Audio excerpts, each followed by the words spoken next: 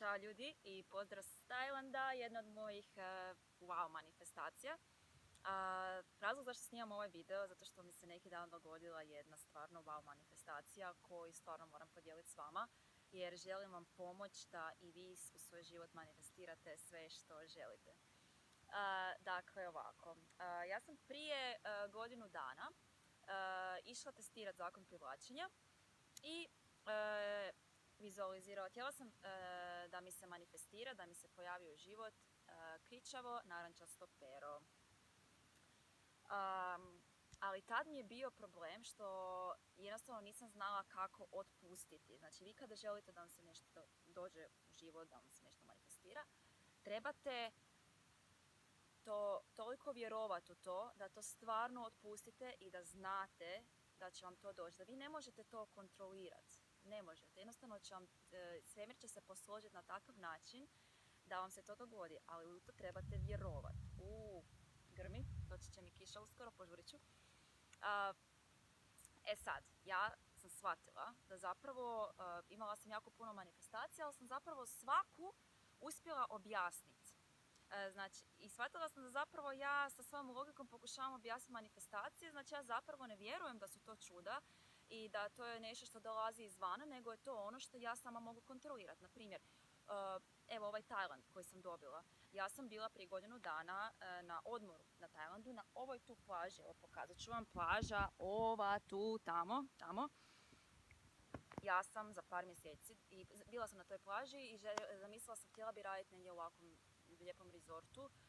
Nisam još tad ni vidjela taj rezort, bio mi je iza leđa, onako par metara tamo, ali sam rekla ja stvarno želim raditi u tom nekom rezortu, biti vani u prirodi, jer sam do sad radila posao u uredu, bilo mi je dosta ureda i ja sam dobila ponudu za sportskog i plesnog animatora u ovom rezortu od 5 zvjezdica. Rekao, okay. Ali sam to objasnila na način, ali ipak sam ja, nije mene ta agencija nazvala iz vedra neba, ja sam njih prvo kontaktirala i onda su oni meni ponudili Tajland, što oni zapravo već imaju od destinacije što sam ja znala. A to što se dogodilo kao točno ta destinacija, to mi je bilo kao slučajnost. Nisam zapravo vjerovala. I pošto sam shvatila da ne vjerujem, počela sam raditi na svom vjerovanju. Što sam napravila? Nemojte to raditi kod kuće, ali ja što je meni sam shvatila da će meni pomoći, ja sam napravila tetovažu na kojoj piše Believe. Kad se pogledam u ogledalo, svaki put vidim tu tetovažu. I što se dogodilo, 2 dana nakon što sam napravila tetovažu, ja sam stvarno bila oduševljena sa fontom i sa svim. Meni se nešto u mene živcira s tom tetovažom. Ja svaki put kad vidjela tu tetovažu, meni je bilo joj kako, možda sam trebala više tu, možda da je umaknem. Onako rekao, šta je sad ovo? Zašto bi Believe, znači vjeruj, tetovažu maknula? Znači nešto u meni sumnja, nešto u meni je skeptično. Rekla sam, ok, idem sad stvarno razbiti sve svoje skepticizme, sve svoje sumnje i na pravi način, znači ja prije godinu dana kad sam probala manifestirati to pero nisam uspjela jer nisam otpustila i prošla ljudi moji godinu dana da se meni uopće nije to pero pojavilo u životu, uopće, znači sad ćete vidjeti. I sada, neki dan, ja rekao, ok, idem sad ovaj to put napraviti kako spada i dokazati sebi i drugima da je to moguće i idem se maknuti svih sumnji. Što sam napravila? Prvi, zapravo oni govore da postoje jako puno koraka u manifestiranju, kreiranju svog života, ali ja bi to svela zapravo samo na 2 koraka. Prvi korak je zaželit želju i otpustiti ju. Sad, taj dio otpustiti ju je malo nekima teži korak. Meni je bio težak, ali kako sam ja sad to uspjela napraviti? U tom drugom koraku vi radite vježbe koje će vam pomoći da otpustite to. Mislim vježbe, radite određene akcije koje će vam pomoći da otpustite tu želju. A što je otpuštanje? Vjerovanje. Kad vi vjerujete da će vam se nešto stvarno dogoditi, vi to stvarno otpustite jer vi ne možete to više kontrolirati. To je van vaše kontrole. Okay? A ja to nisam mogla. Što sam radila?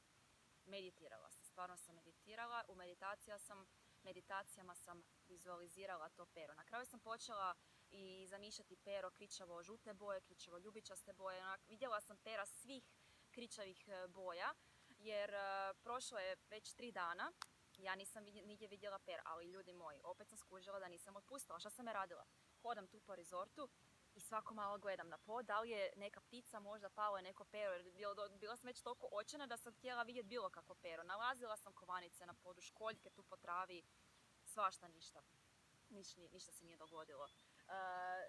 Čak sam bila jedan dan promatrala ptice i čekala da neko pero otpadne, nije se dogodilo.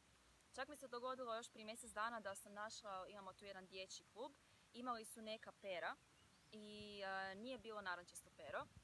Ali tad još nisam ni manifestirala, ja sam opet išla kopat po tom klubu dječjem da nađem ta pera, nisam ih našla. Znači opet nisam vjerovala, nisam otpustila, nego sam sama svojom kontrolom probala doći do tih pera. I onda sam rekla, ok, Ana, nije, otpusti. I šta, opet sam išla meditirat, opet sam išla vizualizirat. I ljudi moji, šta je sad najvažnija stvar kod manifestacije? Kod kreiranja, vi trebate to osjetiti kao da se već to dogodilo. Naprimjer, da želite si manifestirati jahtu od 50 metara. Samo vizualizirajte da ste vi već na toj jahti. Zamislite taj osjećaj da ste vi, kako vi uživate u toj jahti. I vi kad imate taj osjećaj, vama više ta jahta ne treba. Vi ste to otpustili, vi ste došli do onog što želite, vi ste došli do tog osjećaja. Ljudi, osjećaj je najbitniji. E sad, ja sam u vizualizaciji stvarno osjetila da sam ja našla to pero. Ja sam osjetila takvu zahvalnost svemiru, višoj inteligenciji, kako god to želite nazvati, što sam ja našla to pero. Nakon toga sam išla pisati dnevnik zahvalnosti i napisala sam, znači počela sam to pisati, to mi je inače jako dobra vježba da pišete, na primjer, evo počela kiša padati, ja ću pričati po kiši. Na primjer, počela sam pisati, zahvalna sam što sam se probudila, zahvalna sam što imam što za je, zahvalna sam što imam krov nad glavom, zahvalna sam što radim u ovom predivnom rezoru, zahvalna sam što sam među palmama. To je bila ogromna lista od 2 stranice, između ostalog sam napisala, zahvalna sam što sam našla pero na najgenijalniji mogući način. Jer sam duboko vjerovala da se meni pero još uvijek nije manifestiralo, da zato što je svemir ili viša inteligencija, ona je napravit će to na takav način da ja stvarno povjerujem. I sad, nakon što sam napisala tu zahvalnost u svoj dnevnik, ja sam otišla do dućana, trebala sam ići zamijeniti nešto što sam kupila jer nije bila dobra veličina. I to inače, to su te tajlandske hlačice, one Muay Thai koje imaju u svakom dućanu. I meni se sad nije dalo ići do tog shopping centra u kojem sam ja to već kupila, nego sam onda htjela ići u prvi dućan jer znam da imaju. Dođemo u prvi dućan, nemaju boju. Dođemo u drugi dućan, nemaju veličinu. Dođemo u treći dućan, ne žele mijenjati. I tako sam išla od dućana do dućana do dućana. I malo po malo ja sam došla do tog shopping centra koji je inače 20 minuta udaljen. I ja rekao, kako sam se ja već našla pred ovim shopping centrom? Ispred shopping centra je tržnica. Ljudi moji, kiša pada. Tržnica, mislim kao jedan taj market sa robom. I meni dođe misao, Ana, sad će ti se dogoditi manifestacija. Rekao, otkud meni sad ova misao? I dođe mi kao, samo slušaj unutarnji glas gdje trebaš ići i vidjet ćeš pero. Ja onak, kaj? I gledam oko sebe, ja ga ne vidim. I samo kaže, izađi iz te tržnice. Ja izađem van. Kaže, skreni desno. Skrenem desno. Hodaj ravno. I onak, di ravno? Ravno je tam već shopping centar. Mislim, on misli si kaj može ću u shopping centru, bit će neka pera. I kaže, hodaj, stani. Ja stanem, kaže, okreni se na desno. Ljudi moji, štand sa perima. Ajde vi to meni objasnite. Vidjela sam štand sa stražnje strane na kojoj su bila bijela pera. Ja sam već tad bila van sebe, meni je već tad bilo dovoljno što sam ja vidjela pera. Ja trčim do tog štada, dođem ispred pera svih boja koje sam ja zamislila. Kričavo narančasta, kričavo ljubičasta, točno ona nijansa koju sam zamislila i kričavo žuta koju sam isto zamišljala i bijela, ta puno predivna. Postavit ću sliku na Instagram pa pogledajte. Znači, ljudi moji, wow. Evo, sve što vam trebam reći.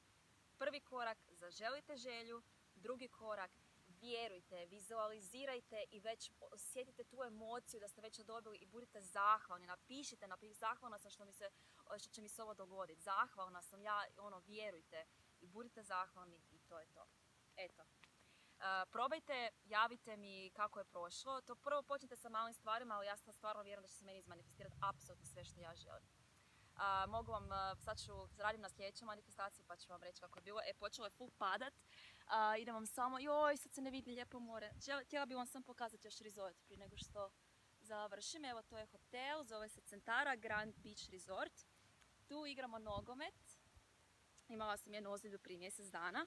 Mogla bi isto napraviti video o tome. Rekli su mi da 3 tjedna neću moći hodati, ja sam pohodala za par dana jer sam radila afirmacije i jer sam vjerovala da će se moje tijelo obnoviti i preporuka ako imate bilo kakvu ozljedu, knjiga Louise Hay kako iscijeliti svoje tijelo, svoj duh i tijelo. Knjiga je wow, imate to je mama afirmacija, možete bilo kakvu afirmaciju tamo naći.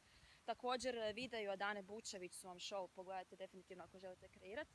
Ovo mi je predivan putić kojim ćemo sad ići. Želim vam pokazati malo plažu, ali pada kiša, znači slobodan dan mi je i pada kiša. I drago mi je jer sam baš htjela snimiti video, jer da ne pada kiša otišla bi van. Evo da vidite malo plažu.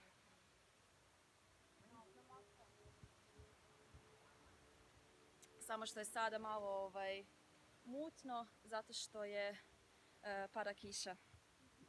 Eto ljudi, to je to. 11, wow. Ništa, javite me u komentarima kako vam ide manifestiranje i uživajte u životu, život je lijep.